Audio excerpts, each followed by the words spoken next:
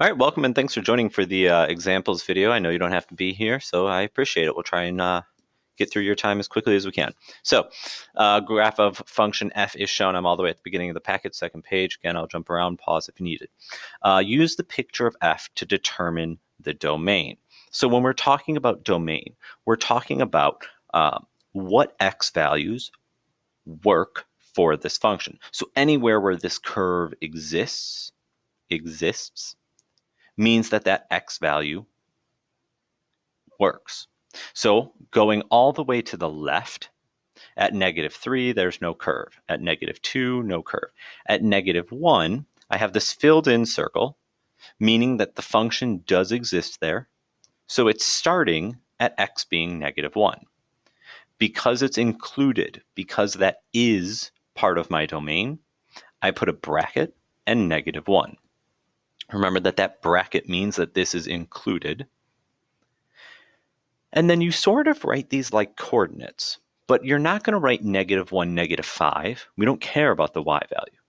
We're saying this begins at -1 and it continues until, and it essentially stops here at 4. That's where my function stops, 4. But that has an open circle, which means it's not included. So I do -1, 4, but then I put this parentheses. The parentheses meaning 4 is not part of the domain. The bracket meaning -1 is part of the domain. Now notice the numbers that I used, they have nothing to do with the y values. They have nothing to do with these y values because domain, you're only concerned with x. You're concerned with what things can I put into this function. And graphically, that means that you should be able to get a function value. All right, determining range. Again, this was x. So when we're talking about range, we're now talking about the y values. So you're talking about how low does this graph go? So here, range. How low does this graph go? Well, it goes down here to -5. And because I can get -5, that's a bracket. I know I'm sort of writing that super crazy. So over here, -5, comma. Again, it sort of looks like a coordinate. It's not a coordinate. It's just interval notation. And this range exists going all the way on up until 4, right here. And that was a filled in circle, which means that's also a bracket. So notice the sort of confusing things in the domain, the points we used were this pink point and this open circle. But in the range, we didn't even care about this open circle because our range is only dealing with the height. Domain is dealing with that width. Use the picture, to find some values. So f of 2. When we say f of 2, we are simply saying at 2, what is the y value? Or what is the function value? So I go to x being 2, and the function value here is 4. This right here is f of 2, because I put in 2, and I got 4. F of 0, so right here, my y value there, or my function value there is 0. F of -1, so I'll use my straight line tool. -1, oh, I'm sorry, I didn't need my straight line tool, it's right there. Duh. -1, I get a function value of -5. At 4, so this is the one that's a little bit tricky, because if I look at this coordinate, okay, 4, 0, but 4, 0, that's the name of this point, but that open circle tells me that it's not actually part of the function, meaning it doesn't actually exist there. It's sort of like a hole in our graph.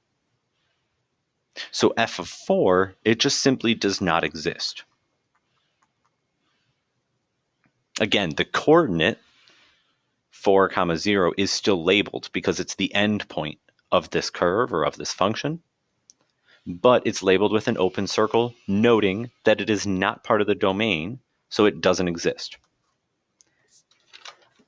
All right, moving along, finding domain and range of a function. So if I'm given that f of x is equal to the square root of x minus 1, what is the domain? Well, when we're dealing with a square root function, our issue is that the radicand, the thing underneath this square root, cannot be negative. So I know that x minus 1 can't be negative. And symbolically, the way that we write cannot be negative is that it must be greater than or equal to 0. This says can't be negative because it's saying that it has to be 0 or larger. If you solve this, you get x is greater than or equal to 1. And if you want to write this in interval notation, we're saying that it starts at 1 and it continues on indefinitely, so it goes to infinity. Infinity always has a parentheses. And then the 1, you just have to ask yourself, is that a bracket or parentheses? Well, because 1 is included, I have greater than or equal to, so this would be a bracket. And there we have our domain. Well, what if we want our range? So the range is a little bit different. So I'm going to sort of write a little bit of sentence so that you have it to reference back to. If x is greater than or equal to 1, then 1 is the smallest value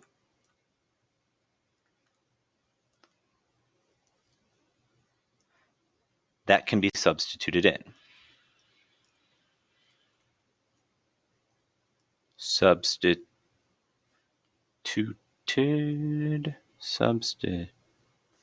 don't know how I'm spelling that. I'm sorry.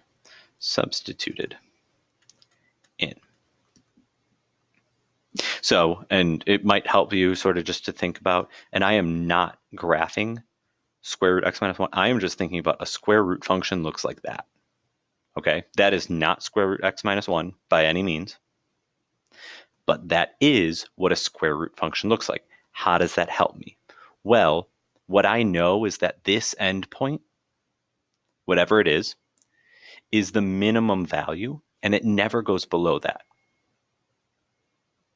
And here, we just said that that minimum value, or that endpoint, is when x is 1. So, f of 1, if I substitute that in, substituting 1 into this equation, is 0. Which means that the smallest value I can get on this graph is 0. Our range then, smallest thing I can get is 0. It continues on infinitely, and I can get 0. Checking it graphically, just putting this into your calculator, I will give a sketch now of what this actually looks like. Domain 1, range 0, and it goes like this. So this is what the graph actually looks like. You could test that, put it in your graphing calculator. You're just going up to the y equals, typing in square root x minus 1 graph, and you will see this graph, I promise. And what we can say here is that the furthest to the left, talking about our domain, the furthest to the left that this graph goes is 1, and it goes infinitely to the right, so that's domain. Talking about the range, the lowest this graph goes is 0, and it goes infinitely higher at a slow rate, but it goes infinitely higher. So domain 1 to infinity, range 0 to infinity. All right, moving along. Oh, sorry. Skipping a couple slides there. So shown to the right is the graph of a function f. We want to talk about increasing, decreasing, or constant, and then we also are going to talk about just how to write a piecewise function. That part, not as important. Increasing, decreasing, super important. Make sure you know that. So on what intervals is f increasing, decreasing, or constant? So if I said that, for one, there's arrows here, this graph is continuing on. Increasing. Increasing means this line from left to right has to be rising. So when I look at this, I see this piece right here, which represents that this graph is increasing, it's rising. So if I'm stating that interval, you only state the interval in terms of the x values. So you're saying essentially at what point on the x-axis did it start increasing? And that would be right here. This is where it started increasing, which was when x was 1. When did it stop increasing? Never. It just continued on infinitely. So we'll have 1 to infinity. In terms of this 1, standardly, we sort of put a parentheses around there. You can put a parentheses or a bracket, but just go with a parentheses. So 1 to infinity. Decreasing. Talking about decreasing, we're talking about a line that's falling. So right here, I have a line that's falling. So this is something that's decreasing. Remember, I read this left to right, and from left to right, this is going down. So where did it start going down? Now, talking about that, you're always starting to the left. So it started going down, well, I don't know, at negative infinity, because it was just always going down. And it stops going down once it gets to the x value of 2. And same thing with that 2. It could be a parentheses or a bracket. We're going to go with parentheses. It's just standardly what we're going to do. And then constant. Our constant function is any time that we just have a horizontal line. So right here, I've got a horizontal line. That's constant. That constant function starts at negative 2. This is a negative, I'm sorry. And stops when we get to x being 1. Notice, again, these sort of look like coordinates, but they are not. They're simply interval notation, which is always going to be in terms of x values. The only time you're going to write something like this, interval notation, that's in terms of y values, is when you're stating a range. That's the only time that we're really referencing the y values there. Everything else, increasing, decreasing, constant, domain, we're talking about x. All right, and then talking about how to write some equations for this. So we're going to start with this one that's in red. That's a little bit easier. This is just a horizontal line. That horizontal line happens at negative 2. What you state over here is along what domain are we at negative 2. So we put x in the middle. And we're going to say for any x value that's less than 1 or equal to 1. So right here, any time that x is less than or equal to 1, I get negative 2. But x also has to be greater than or equal to negative 2, because that's where it stops being a horizontal line and starts being this decreasing line. We'll deal with the increasing line first. That might be a little bit easier. So first, let's just talk about the domain of this first. We said it's increasing from 1 to infinity. So this restriction is going to be that x must be greater than or equal to 1. Greater than or equal to 1. And really, we should probably just say greater than. We already have the equal to 1 here. I don't actually know that that would make a difference, but yeah, we already have equal to 1, so we'll just say greater than. And then you just want the equation of this line. So thinking about the equation of this line, if it were to extend, it would have a y-intercept of negative 3, and it has a slope of up 1 over 1. So x minus 3, writing equations of lines.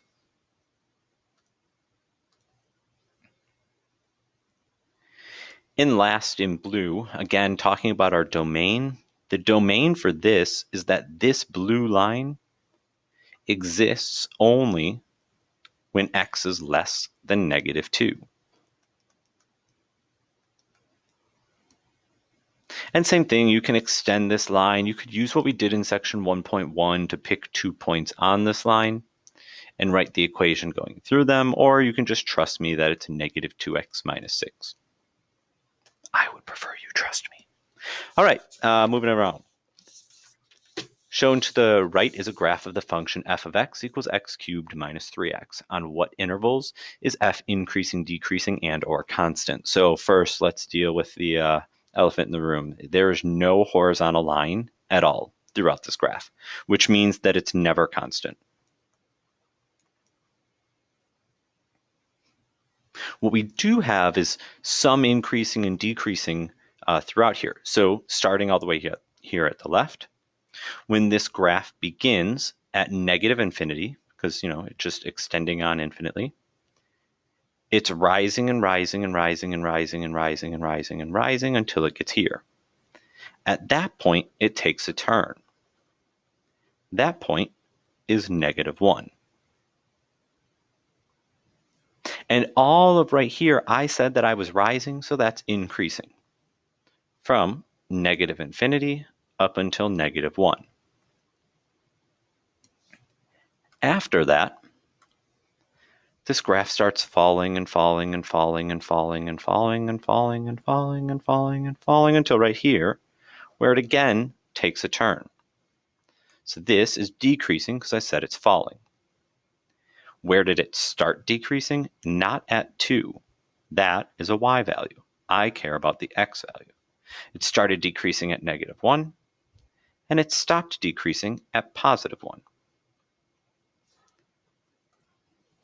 After that, it turned and it started rising and rising and rising and rising and rising and rising and rising, and it will do that forever. That's increasing again and then. Again, then. So we put a little u here in union with. It's also increasing, starting at 1 and going to infinity.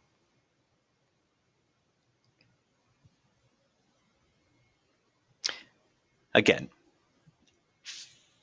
most of you, or if not all of you, should probably be able to tell if something's increasing, decreasing, or constant. What you have to have down is the notation of how do we represent the domain on which it is increasing, or the domain on which it's decreasing.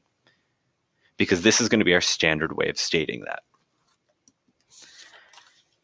All right, moving a little bit further along then, sketching a piecewise graph by hand. This is similar to what we did. I just talked about how to come up with this function. This is actually more like what you guys will do. And you won't do a ton of it right now. You'll do more of it later on in the year. But sketching a piecewise by hand.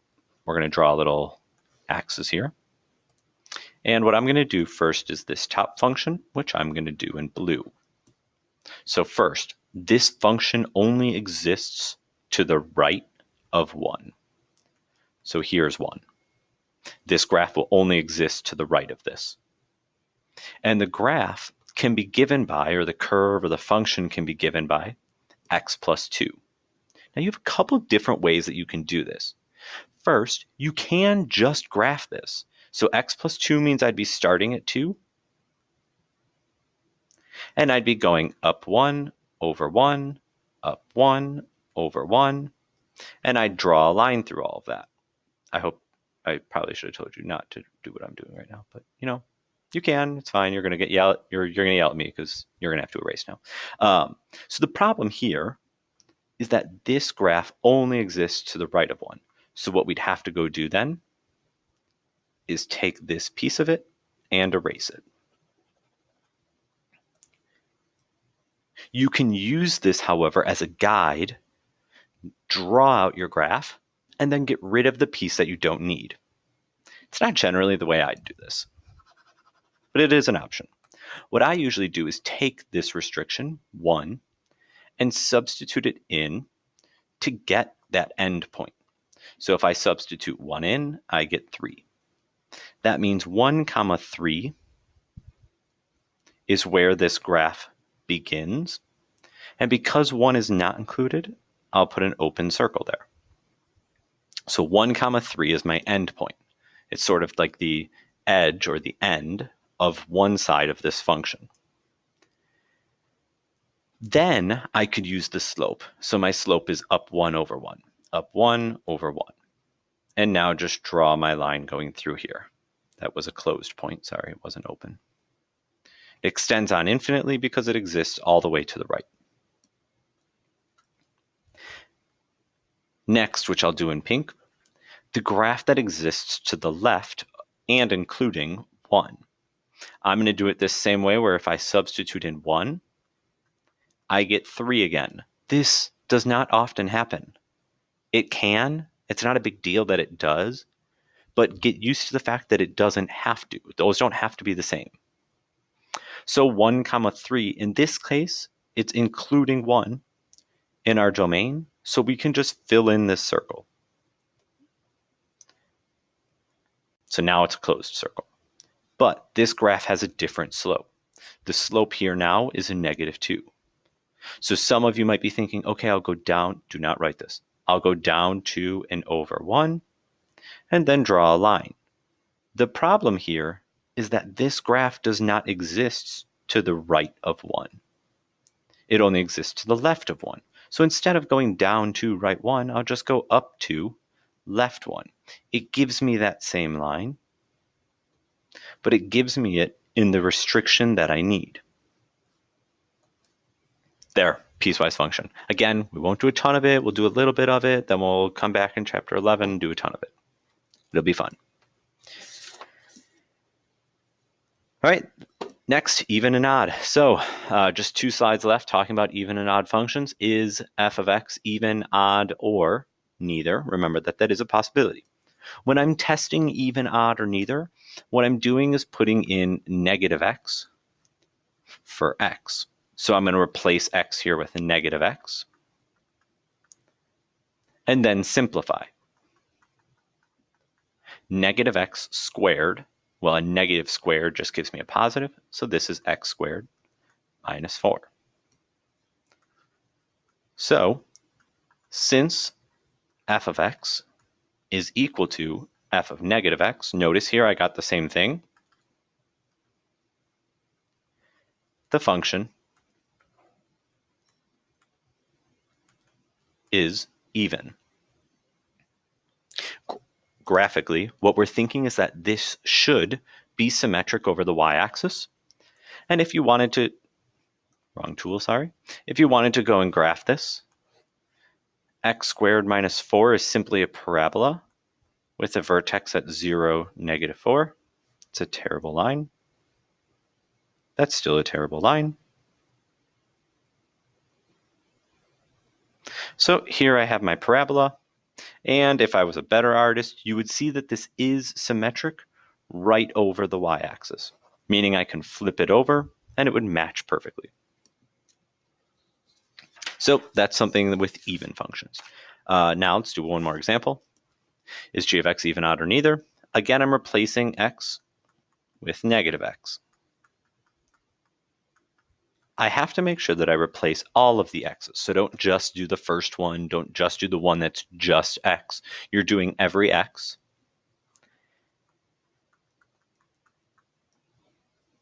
If I do negative cubed, I get negative x cubed.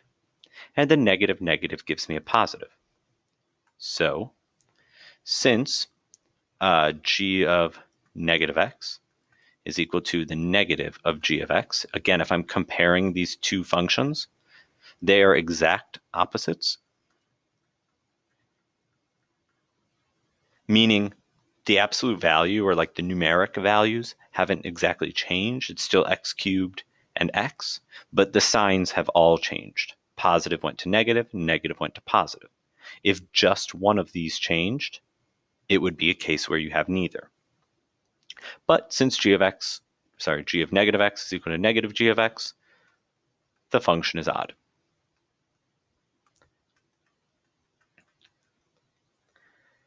And graphically, I'll give you a little sketch of what this looks like.